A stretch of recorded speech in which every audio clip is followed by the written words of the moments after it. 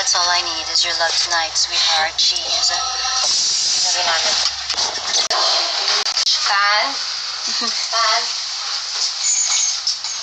Ang ginagawa mo dyan? Sabi ko na sa'yo. Oh, miss ko na sila. Babe? Na-miss mo ba ako? Oo daw. I have so much suffering. Alam nyo, yan yung isang katangian na masasabi kong loyal sa partner nila. Kagaya ni Heart na kahit gano'ng ka-busy, nagagawa pa rin niya nga maalala yung asawa niya. Diba? Kahit nasa malayo siya nasa ibang bansa siya. O si Heart, ano yan kaya maswerte si Cheese kasi nagkaroon siya ng asawa na katulad ni Heart na laging naaalala siya. Gano'n naman dapat kasi para maiwasan yung alam nyo na, tukso.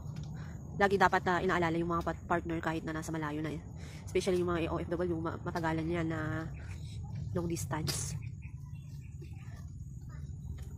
Swerte ni Cheese kasi bata pa si Heart and wala namang problema sa pera.